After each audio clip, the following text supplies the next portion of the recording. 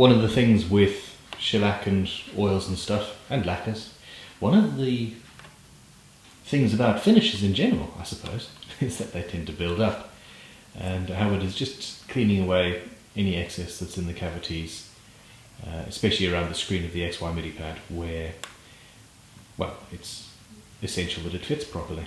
The finish on the neck is a little bit rougher than we'd like it to be. Plus, there's a lot of gunk in the corners from the oiling and waxing. So what I'm going to do is I'm going to take some quadruple zero and some lemon oil and just clean it up and sort of finish up the fretboard. Plus, of course, there's a residue from the waxes and stuff on the frets. So after having polished the frets and made them all nice and beautiful and shiny, they're not beautiful and shiny anymore. So I'm just going to go down the neck and do that, and then we'll leave it to dry and leave the oil to soak in whilst we put the guitar together. And then by the time that's done, it'll be ready for the neck to be put on.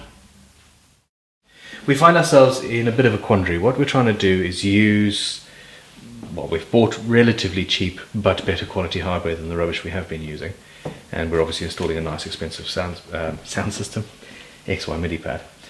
I don't want to use a standard Tele neck pickup. I personally do not like the sound, but also the instrument that we're vaguely modelling this over is the sort of style of music that Muse plays, and Matt Bellamy, etc. And he either has a Fernandez Sustainer or a humbucker or a P90 or something in there.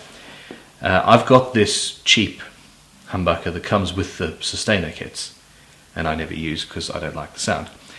And what we're going to do is put that in there, along with the cheap bridge pickup that comes with the kit.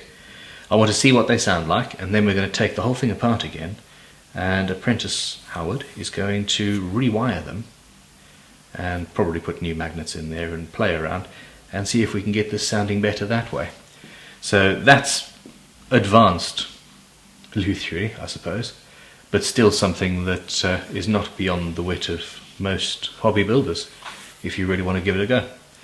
However, the problem that we've got is this scratch plate. This is the one that came with it. I had planned on using this beastie, but at the time I was planning on using this, I was also planning on staining the whole guitar black, which would look good. That just looks gaudy. Now I wanted a black scratch plate, which is going to look better with the gold of the top, etc. But I don't like the way that this feels, so we're going to make a new one. Let's not make a scratch plate.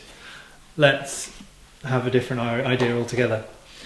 We have been pondering this for the last 20 minutes and have decided to have a surround instead. And because this project is all about what you can do at home, we're going to use the scratch plate that came with the kit to make our control cover. That's it, control cover. Which means that we are not losing what? The beautiful a full third of our top. Yes. Yeah. And it also means that we can have the humbucker I wanted in there, and well, this is going to be exciting.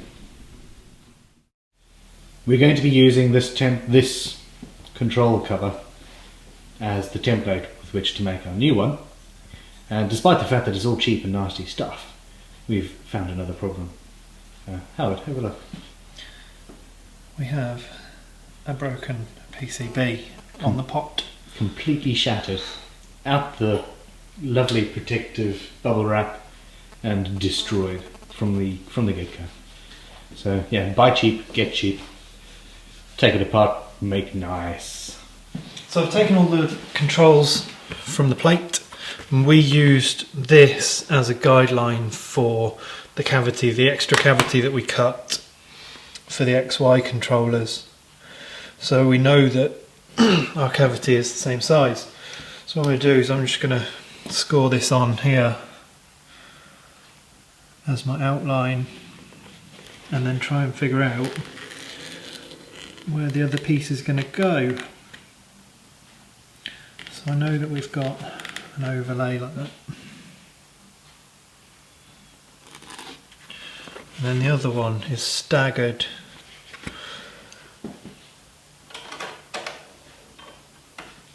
It's staggered by about 30mm. So to exactly where I've put it. So then this one is going to go about here.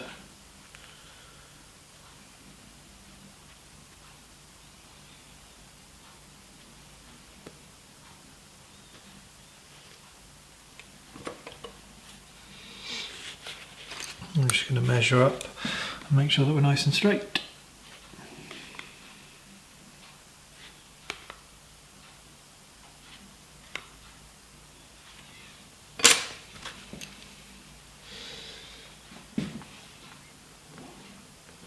I have still got the plastic on here, so any scoring I do shouldn't be too damaging when it overlaps like so. But that should make our plate. And then these controls will be the same, but then we'll have the XY MIDI controls here. So I'm going to go and cut that out and see what's next. Right, well I've cut this out, but now I've discovered that actually where I scored it on the front, I scored it way too hard and have left scratches on the front. So what we're going to do now is I'm going to leave the film on and follow my lines to file it to shape, and then I'm going to sand it to matte so that you can't see my phenomenal cock-up. So when you're working with scratch plates and stuff, work on the horrible matte finish back and work upside down. Obviously you've got to recalculate your shapes upside down. So don't make the mistakes I've made. This is the point of the video. Or you could draw yourself a paper template and mark around that instead of scoring inside like we did here. The bonus is that, as if you've watched my videos before, you'll know I tend to make all of my shiny black plastic things matte anyway. So we're golden still.